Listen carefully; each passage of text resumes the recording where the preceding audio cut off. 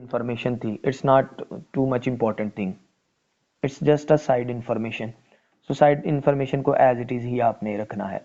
बेटा एक चीज और बताता जाऊं, जैसे हमने मिलिकॉन ऑयल ड्रॉप मेथड में लास्ट के ऊपर सिर्फ डेरिवेशन के अंदर फार्मूला डेवलप किया था ना, इसी तरह आज के टॉपिक में भी आपने सिर्फ फार्मूला डेवलप करना है, आपने किसी चीज की वैल्यू को पुट नहीं करना, सिर्फ फार्मूला डेवलप करना है हम लोगों ने।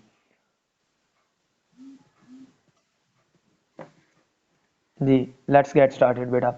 सो आइए हमने determination of charge to mass ratio को एक्सप्लेन करने के लिए लेट्स सपोज हमारे पास एक मैग्नेटिक फील्ड है जो कि यूनिफॉर्म मैग्नेटिक फील्ड है, एक यूनिफॉर्म मैग्नेटिक फील्ड है बेटा हमारे पास। अब यहां से यूनिफॉर्म मैग्नेटिक फील्ड को बेटा मैं रिप्रेजेंट कर रहा हूं with the help of cross. अगर आपको याद हो तो मैंने आपको प्रीवियसली ये बताया था कि जब भी किसी जगह पर हम करंट या हमारे पास जो मैग्नेटिक फील्ड होता है उसको एक्सप्लेन करना चाहें तो हम दो तरह की चीजें यूज करते हैं, या तो डॉट के जरिए रिप्रेजेंट करते हैं उसे या फिर क्रॉस के जरिए रिप्रेजेंट करते हैं।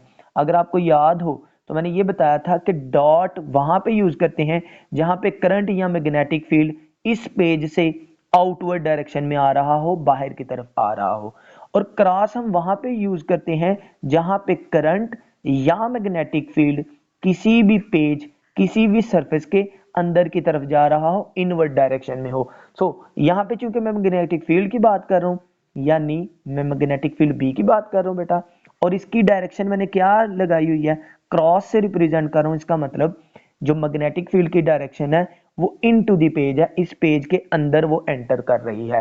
उम्मीद है कि यहां तक आपको बात की समझ आ गई होगी। हमने करना क्या है, हमें तो चाहिए charge to mass ratio of electron. इसका मतलब यहाँ पे इस मैग्नेटिक फील्ड के अंदर हमें किसी इलेक्ट्रॉन पार्टिकल्स की जरूरत है। सो हमें सोर्स ऑफ इलेक्ट्रॉन्स की जरूरत है। सो लेट्स सपोज बेटा हमारे पास यहाँ पे एक बैटरी है, ठीक है जी। लेट्स सपोज हमारे पास यहाँ पे क्या है, एक बैटरी है।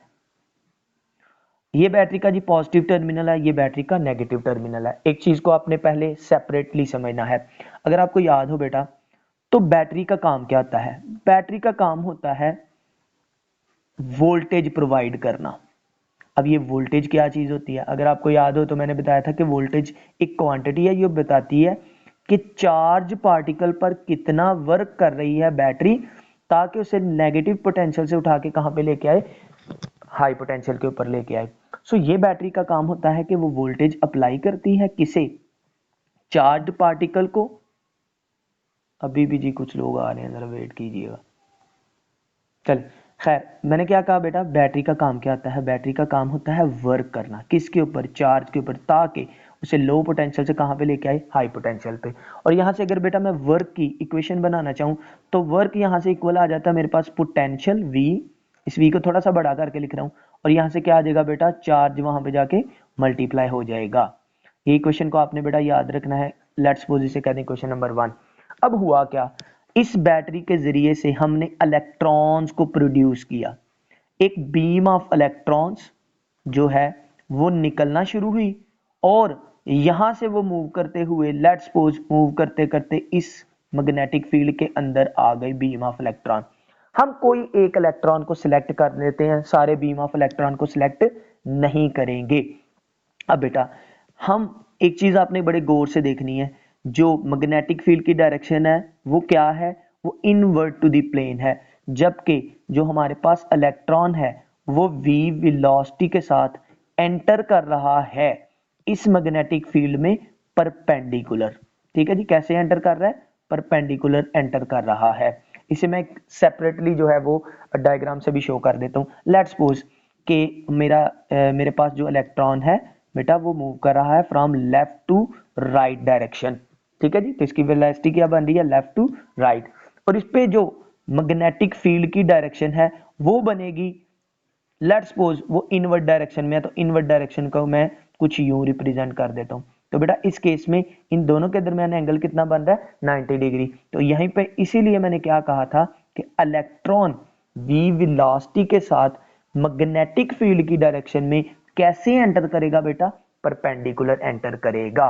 तो हमें पता है, हमने प्रीवियसली बात पढ़ी कि जब भी कोई चार्ज पार्टिकल जब भी कोई चार्ज पार्टिकल मैग्नेटिक फील्ड के अंदर एंटर हो, लेट्स सपोज भी वो चार्ज है अगर Q, तो वो एक्सपीरियंस करता है एक फोर्स को, जिस फोर्स को हम लोग क्या कहते हैं, मैग्नेटिक फोर्स। तो माइक बंद करें जी।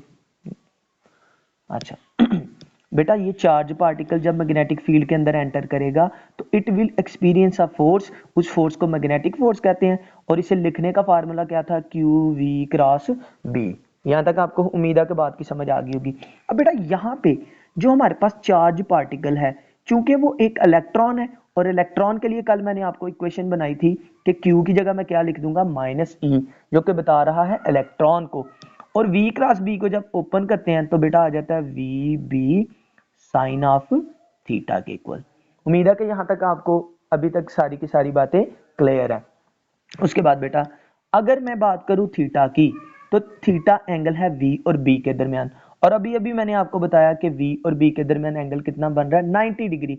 तो यहाँ पे जब मैं 90 डिग्री पुट करूंगा तो बेटा ये देखिएगा, ये इलेक्ट्रॉन नेगेटिव बता रहा है कि ये इलेक्ट्रॉन के ऊपर नेगेटिवली चार्ज पार्टिकल है। अगर मैं इसका मैग्नीट्यूड लिखूं तो मैग्नीट्यूड में मैं माइनस नहीं लिखूंगा, प्लस ही लिखूंगा, क्योंकि मुझे अंडरस्टैंड हो चुकी हुई है ये चीज कि यहाँ पे हम एक इलेक्ट्रॉन पार्टिकल की डिस्कशन कर रहे हैं। उसके बाद बेटा आ जाएगा वी बी, और साइन थीटा की जगह क्या आ जाएगा, साइन 90 डिग्री। और सभी लोग जानते हैं कि साइन 90 की क्या आती है, वैल्यू 1। तो यहां से हमारे पास जो मैग्नेटिक फोर्स की वैल्यू आ जाएगी वो आ जाएगी बेटा E into V and B. इसे कह दें बेटा इक्वेशन नंबर 1। अब आ जाते हैं जी दोबारा। अब हमने इस फोर्स की मैग्नीट्यूड को तो कैलकुलेट कर लिया जो इस चार्ज पार्टिकल के ऊपर लग रहा था, बट हमने इसकी डायरेक्शन को भी तो बेटा फाइंड आउट करना है। तो डायरेक्शन को फाइंड आउट करने के लिए कल मैंने आपको एक सिनेरियो बताया था, वो क्या कि अगर कोई चार्ज पार्टिकल, अगर कोई चार्ज पार्टिकल बेटा एंटर करे किसी मैग्नेटिक फील्ड के अंदर, तो ये मैग्नेटिक फील्ड उसके पाथ को क्या कर देती है, सर्कुलर शेप में कन्वर्ट कर देती है। कल ये बात मैंने बताई थी कि नहीं, कि जब भी कोई चार्ज पार्टिकल मैग्नेटिक फील्ड के अंदर एंटर करता है तो मैग्नेटिक फोर्स उसके पाथ को क्या करती है, अगर वो स्ट्रेट पाथ हो तो उसको वो कन्वर्ट कर देती है किसमें, सर्कुलर पाथ में। बेटा ऐसा ही कुछ होगा हमारे मौजूद यहाँ पे इलेक्ट्रॉन के साथ। तो इलेक्ट्रॉन जैसे ही एंटर करेगा मैग्नेटिक फील्ड के अंदर, तो मैग्नेटिक फील्ड की वजह से जो इस पे फोर्स लगेगी, वो फोर्स बेटा इसके पाथ को कन्वर्ट कर देगी किसमें, एक सर्कुलर पाथ के अंदर। ठीक होगी जी बात। अब ये जो इलेक्ट्रॉन है वो सर्कुलर पाथ में मूव करना शुरू कर देगा। अब जब ये सर्कुलर पाथ में मूव करेगा तो बेटा हमने ये बात पढ़ी हुई है कि जब भी कोई ऑब्जेक्ट सर्कुलर पाथ में मूव करता है तो सर्कुलर पाथ में उसे मूव करवाने के लिए एक फोर्स रिक्वायर्ड होती है जिसे सेंट्रीपिटल फोर्स कहते हैं। और सेंट्रीपिटल फोर्स की वैल्यू का हमें पता है, ये इक्वल होती है mv² ओवर r के। एनी प्रॉब्लम बेटा। उसके बाद बेटा ये फोर्स, सेंट्रीपिटल फोर्स आ किस फोर्स की वजह से रही है, बेटा ये ग्रेविटेशनल फोर्स की वजह से आ रही है। तो इसका मतलब सेंट्रीपिटल फोर्स को क्रिएट करने वाली फोर्स का क्या नाम है, magnetic force. So let's suppose इस इक्वेशन को मैं इक्वेशन नंबर 2 कह देता हूं। चूंकि मैग्नेटिक फोर्स ही सेंट्रीपिटल फोर्स को जनरेट कर रही है, तो यहां से मैं दोनों फोर्सेस को क्या कर सकता हूं, कंपेयर कर सकता हूं। सो बेटा आइए हम जब दोनों फोर्सेस को कंपेयर करेंगे तो हमारे पास आ जाएगा, लेट्स सपोज फर्स्ट इक्वेशन की राइट हैंड साइड क्या थी मेरे पास, ई वी बी, और बेटा सेकंड इक्वेशन की राइट हैंड साइड क्या थी मेरे पास, M V square over R के। बेटा यहां तक अगर किसी को कोई बात में प्रॉब्लम है तो वो क्वेश्चन यहाँ पे करे, बोल के क्वेश्चन कर सकते हैं आप। यहाँ पे भी मैंने स्टॉप करना है कुछ देर के लिए।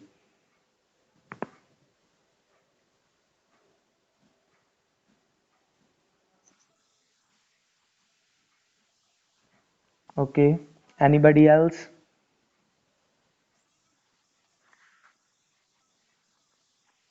हमने करंट को डिस्कस ही नहीं करना यहाँ पे, हमें किसी किस्म की करंट को डिस्कस करने की जरूरत नहीं है, हमने जस्ट उसकी वेलोसिटी को लिया हुआ है कि वो मूव करेगा एक सर्कुलर पाथ के अंदर। करंट का यहाँ पे किसी जगह पे जिक्र नहीं करना हमने। ये बेटा सेकंड इक्वेशन को समझिएगा। ये देखिएगा बेटा, मैंने क्या कहा आपको कि जब इलेक्ट्रॉन मैग्नेटिक फील्ड में आएगा तो मैग्नेटिक फील्ड का काम क्या होता है, इस जो भी चार्ज पार्टिकल हो उसकी स्ट्रेट मोशन को कन्वर्ट कर देना किसमें, सर्कुलर मोशन के अंदर। कल ये बात मैंने आपको एक्सप्लेन भी की थी। अब जब ये इलेक्ट्रॉन मैग्नेटिक फील्ड के अंदर आएगा तो ये क्या करना शुरू कर देगा, मैग्नेटिक फोर्स इसको मूव करवाना शुरू कर देगी किसमें, सर्कुलर पाथ में। तो सर्कुलर पाथ में मूव करने के लिए एक फोर्स रिक्वायर्ड होती है जिसे सेंट्रीपिटल फोर्स कहते हैं। तो बेटा ये जो चार्ज पार्टिकल है इसे सेंट्रीपिटल फोर्स एक्चुअली कौन सी वाली फोर्स प्रोवाइड कर रही है, वो प्रोवाइड कर रही है मैग्नेटिक फोर्स। तो इसलिए मैंने सेंट्रीपिटल फोर्स को कहा कि इसको क्रिएट करने वाली फोर्स कौन सी है, मैग्नेटिक फोर्स है। सिंपल बेटा, यहां तक क्लियर है बात। अब देखें बेटा, यहां से वेलोसिटी की एक वैल्यू वेलोसिटी के स्क्वायर से कैंसिल आउट होगी, तो यहां पे बन जाएगा वेलोसिटी का 1। हमें क्या चाहिए, हमें क्वेश्चन में चाहिए बेटा E और m की रेशो। m यहां पे मल्टीप्लाई या दूसरी तरफ जाके क्या हो जाएगा बेटा, डिवाइड हो जाएगा। तो ये बन जाएगा हमारे पास E ओवर m। b इधर मल्टीप्लाई दूसरी तरफ जाके क्या हो जाएगा बेटा, डिवाइड। यहाँ पे m चूंकि इस तरफ आ गया हुआ है, ऊपर बचेगा v और बेटा नीचे बन जाएगा b इंटू r। अब बेटा अगर आप लोग फाइंड आउट करना चाहते हैं charge to mass ratio of electron, तो आपको उस वेलोसिटी का पता होना चाहिए जिस वेलोसिटी के साथ ये इलेक्ट्रॉन इस मैग्नेटिक फील्ड में एंटर किया था। उसके बाद बेटा सेकंड, आपको जो ये चूंकि सर्कुलर पाथ में मूव कर रहा है उस सर्कुलर पाथ के रेडियस का आपको पता होना चाहिए। तो उसके बाद थर्ड चीज है, जिस मैग्नेटिक फील्ड में हमने इसे रखा हुआ है उस मैग्नेटिक फील्ड का अगर आपको पता हो तो बेटा आप क्या कर सकते हैं, आप फाइंड आउट कर सकते हैं चार्ज टू मास रेशियो। अब बेटा यहाँ पे तीन फैक्टर्स हैं, वेलोसिटी, मैग्नेटिक फील्ड और रेडियस। वो रेडियस जिसके अंदर ये सर्कुलर शेप में मूव करेगा। हमें मैग्नेटिक फील्ड सिर्फ नाउन होगी क्योंकि ये हमने जो भी मैग्नेट यूज किया होगा हमें उसकी वैल्यू नाउन होगी। जितना भी मैग्नेटिक फील्ड हमने जो है वो रखा होगा, जितनी भी वैल्यू का, उसकी वैल्यू हमें नाउन होगी। बस हमें वेलोसिटी और अगर उस रेडियस ऑफ द ऑब्जेक्ट का पता चल जाए जिसमें इलेक्ट्रॉन मूव कर रहा है तो हम यहाँ से वेलोसिटी और यहाँ से चार्ज टू मास रेशियो की वैल्यू फाइंड आउट कर सकते हैं। हीरा मुंतहा बेटा मुझे बताइएगा ये वाला स्टेप कहा बेटा आपने। अच्छा बेटा, ये दोनों इक्वेशंस को मैंने कंपेयर किया है। कौन सी फोर्स को, मैग्नेटिक फोर्स को और साथ में सेंट्रीपिटल फोर्स को। तो मैग्नेटिक फोर्स और सेंट्रीपिटल फोर्स में यहाँ पे बेटा वेलोसिटी है, यहाँ पे भी वेलोसिटी है। ये वेलोसिटी इस वेलोसिटी के स्क्वायर से कैंसिल आउट हो जाएगी। यहाँ पे वेलोसिटी की क्या वैल्यू बन जाएगी, 1। क्वेश्चन में हमने फाइंड आउट करना है charge to mass ratio. Charge already यहाँ पे पड़ा हुआ है, मास इस तरफ है इक्वेशन के, यहाँ पे मल्टीप्लाई है, इस तरफ आके क्या जाएगा डिवाइड। ऊपर क्या बच गया था, वेलोसिटी की एक वैल्यू और नीचे बेटा क्या बचा हुआ था, r। ये भी इधर मल्टीप्लाई है, इस तरफ आके डिवाइड हो जाएगा। तो उम्मीद है कि यहाँ तक बात की समझ आ गई होगी। अब हमने फाइंड आउट करना है बेटा वेलोसिटी को और सेकंड पे रेडियस को। अगर इन दोनों चीजों को फाइंड आउट करेंगे, इस इक्वेशन में पुट करेंगे तो चार्ज टू मास रेशियो की वैल्यू आपके पास आ जाएगी। ये बेटा एक स्पेशल टेक्निक के जरिए हमने इसको फाइंड आउट करना है। तो आप लोगों ने इस चीज को बेटर से बेटर अंडरस्टैंड करने की कोशिश करना है कि कैसे हम लोग जो है वो वेलोसिटी और हमारे पास जो रेडियस है इसकी वैल्यू को निकालेंगे। अब दोबारा से जरा वापस चलते हैं स्टार्टिंग पोजीशन में। बेटा मैंने बताया कि नेगेटिव साइन जो है वो सिर्फ इलेक्ट्रॉन को शो कर रहा था। जब उसका मैग्नीट्यूड लिखेंगे तो मैग्नीट्यूड में नेगेटिव नहीं लिखेंगे। अगर आपको याद हो तो इलेक्ट्रॉन की वैल्यू क्या है, 1.6 इंटू 10 टू रेज पर -19। क्या हम उसके साथ ये लिखते हैं -1.6 इंटू 10 टू रेज पर -19? नो। तो 1.6 इंटू 10 टू रेज पर -19 उसकी वैल्यू है। माइनस हम जस्ट ये शो करते हैं कि इसके ऊपर जो चार्ज है वो क्या होता है, माइनस होता है। उम्मीद है कि अब बात की समझ आ गई होगी। सो लेट्स गेट स्टार्टेड बेटा। अब ये देखिएगा, जब यहां से इलेक्ट्रॉन निकला तो इलेक्ट्रॉन ने एक्चुअली क्या करना शुरू कर दिया था, इलेक्ट्रॉन एक्चुअली कर रहा था एक्सेलरेट। इलेक्ट्रॉन क्या कर रहा था बेटा? एक्सेलरेट। एक्सेलरेट का मतलब ये हुआ कि जैसे ही बैटरी ने उसके ऊपर कोई वर्क किया था, तो बेटा वो वर्क ने किया क्या? उस वर्क ने इसकी काइनेटिक एनर्जी को चेंज कर दिया। काइनेटिक एनर्जी ने चेंज किया तो इलेक्ट्रॉन एक जगह से मूव करके दूसरी जगह पे जाना शुरू कर दिया। जरा गौर से सुनिएगा पॉइंट। वो क्या मैंने कहा है कि बैटरी ने किया क्या? बैटरी ने किया वर्क किसके ऊपर? चार्ज पार्टिकल के ऊपर। जैसे ही उसने वर्क किया तो चार्ज जो इलेक्ट्रॉन था वो एक जगह से दूसरी जगह एक्सेलरेट करना शुरू कर दिया। एक्सेलरेट का मतलब ये हुआ कि उसकी काइनेटिक एनर्जी में चेंज आ गया। पहले वो रेस्ट पर था इलेक्ट्रॉन, लेकिन वर्क होने की वजह से वो रेस्ट से कहां पे चला गया? मोशन में। इसका मतलब उसके पास कोई ना कोई एनर्जी आ जाएगी। वो जो एनर्जी आएगी उसे बेटा क्या कहते हैं? Kinetic energy. सो बेटा यहां से वर्क की वैल्यू मैंने क्या लिखी हुई थी? वर्क की वैल्यू थी V। अब ये V मैंने बड़ा करके लिखा हुआ है, ये पोटेंशियल ऑफ द बैटरी को रिप्रेजेंट कर रहा है, और साथ में है चार्ज Q। अब बेटा charge Q, basically Q charge नहीं है, क्योंकि हम इलेक्ट्रॉन को डिस्कस कर रहे हैं, तो इसलिए Q की जगह क्या आ जाएगा? E आ जाएगा। उसके बाद काइनेटिक एनर्जी के बारे में आप सभी जानते हैं कि ये इक्वल होता है हाफ mv के स्क्वायर के इक्वल। हमने चाहिए इस इक्वेशन में वेलोसिटी की वैल्यू, तो बेटा वेलोसिटी की वैल्यू निकालने के लिए क्या करेंगे?